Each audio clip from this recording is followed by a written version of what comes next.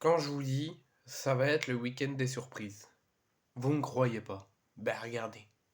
L'OGC Nice, qui avait l'occasion de mettre une très grosse pression au Paris Saint-Germain, qui joue à Lille en clôture de cette journée de Ligue 1. Ils avaient aussi l'occasion de profiter de la défaite à domicile de Monaco face à Lyon hier, dont je vous ferai le débrief également après. Nice a encore et une fois, comme le week-end dernier, raté l'occasion de faire le plein et de mettre une très grosse pression, surtout au Paris Saint-Germain, qui joue demain face à Lille. Donc l'OGC Nice se déplaçait sur le terrain du promu Havre, donc pour un Le Havre-Nice.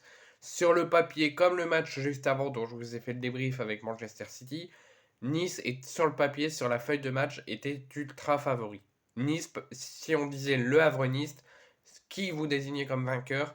Tout le monde, je pense, sauf ceux qui ont de la vigilance et de la méfiance dans le football, et ils en ont droit parce que moi j'en ai. Tout le monde voit l'OGC Nice facilement battre Le Havre. Ou même si c'est pas facilement, normalement tout le monde voit l'OGC Nice battre Le Havre. Bah sur le papier c'est ça. Mais ça ne s'est pas passé comme prévu. Nice est complètement passé en dehors de son match. Nice a fait juste acte de présence. L'OGC Nice s'incline 3 buts à 1 face à Le Havre grâce à un doublé de Mario Sabi à la 5e minute et à la 35e minute et un but de Mohamed Bayos sur penalty à la 51e minute pour le 3-0 avant une réduction de l'écart des Niçois dans le temps additionnel. Il y avait 3 minutes de temps additionnel avant la fin du match et la réduction de l'écart de Alexis Loucher à la 90 plus 1 est beaucoup trop tard.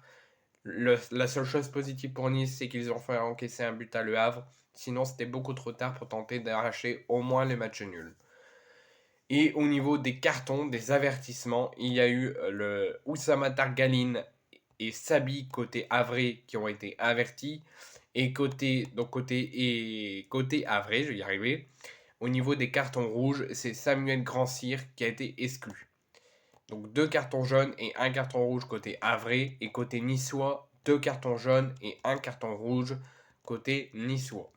Donc au niveau de la composition havraise, 4-4-2 mis par le coach Havre, Desmas dans les cages, Sangante, Kikou, Lloris, Operi en défense, Nego, Targaline, Keshta, Sabi au milieu et Casimir et Bayo en attaque.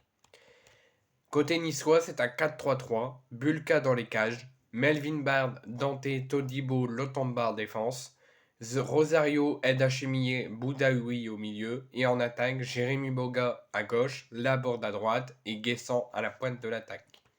Au niveau des changements, Kouzaïev, Joujou et André Ayou, Grand-Cyr et Touré sont rentrés pour la sortie de Targaline, de Bayo, de Sabi et de Casimir. Côté niçois, sortie de Boudaoui, d'Ed Hachemier et de Guessant pour l'entrée de Sanson, Perrault, Alexis Claude Maurice, Baldé et Loucher. Et Baldé, Aliou Baldé, était entré au niveau des 5 changements faits par Farioli, mais il est ressorti quelques minutes plus tard pour une grave blessure au genou, en espérant qu'il va bien et je lui envoie un prompt rétablissement.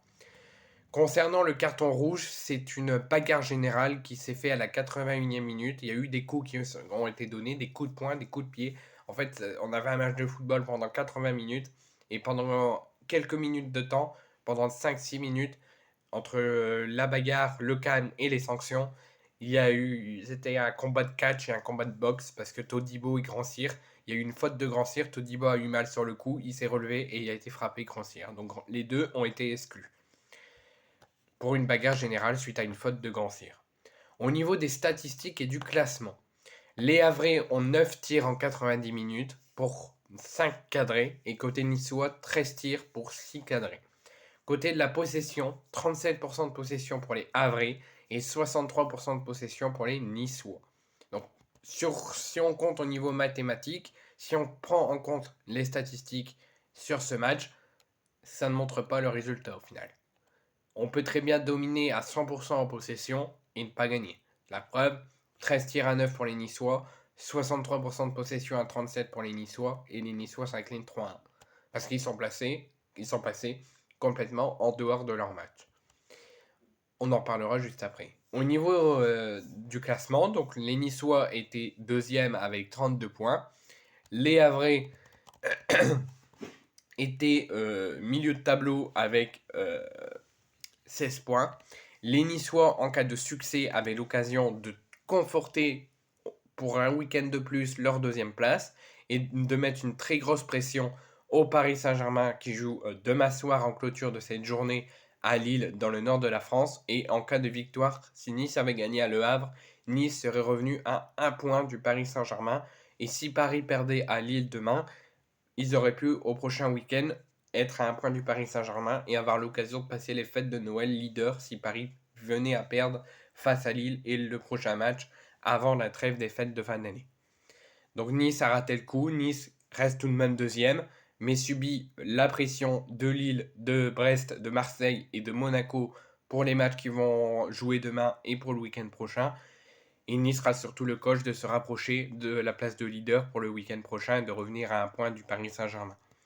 Côté Havrais, mais il conforte toujours la deuxième place. Côté Havrais, 9e place en 16 journées pour 19 points, milieu de tableau, mais cette victoire fait énormément de bien et il faudra espérer que ceux d'en dessous, Strasbourg, Nantes, Metz, Rennes, ne gagnent pas pour éviter de chuter malgré ce succès très important et parfaitement mérité. Donc, après avoir fait le point sur les compositions, les statistiques, le classement, on va faire quand même le point sur la rencontre. Donc avant la rencontre, on se disait, et si c'était le bon week-end pour l'OGC Nice pour se rattraper après la contre-performance du week-end dernier et pour se rapprocher à 1 point du Paris Saint-Germain pour le week-end prochain. Parce qu'il y a eu, entre la défaite de Monaco hier sur leur terrain face à Lyon, il y aura le déplacement demain soir du difficile du PSG à Lille. Et 3 jours après la Ligue des Champions, le gym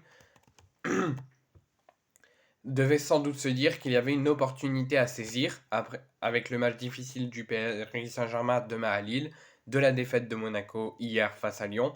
Donc Nice avait l'occasion, et je pense qu'il devait même se dire qu'il y avait une opportunité à saisir à Le Havre face au promu, mais il fallait prendre tout de même son match avec une grande vigilance, une grande application et un grand sérieux, parce que ça ne veut pas dire qu'ils sont promus, que ça va être facile. La preuve, il y a eu des faits.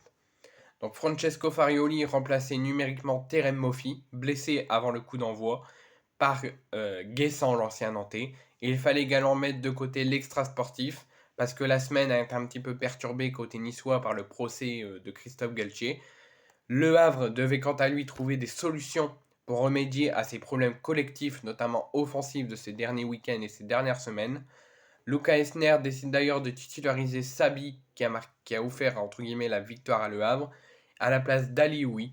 Un choix particulièrement judicieux, puisque c'est l'Américain qui frappe dès la 5e minute, profitant d'une grosse erreur de main de Bulka pour ouvrir le score, et inscrire même son premier but de la saison.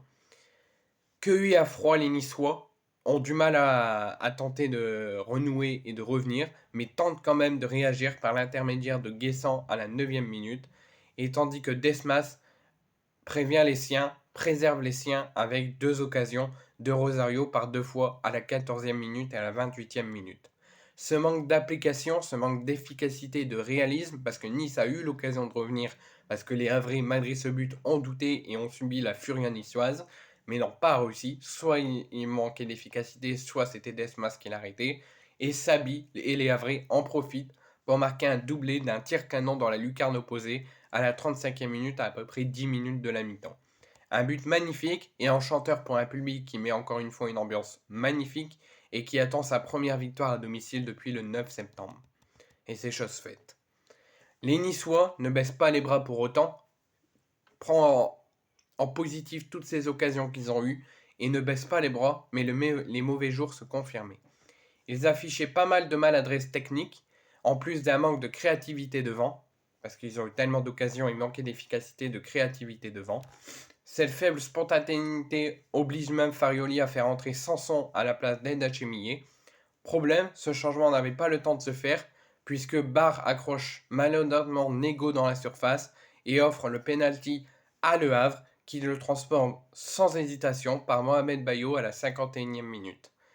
Donc on approche de l'heure de jeu. Cette fois, Nice abdique de manière définitive et aurait pu même est même plus lourdement sanctionné sans cette intervention de Bulka devant Casimir à la 67e minute. Ce début de soirée prenait tout de même une mauvaise tournure pour les Aiglons à 20-15 minutes de la fin du match.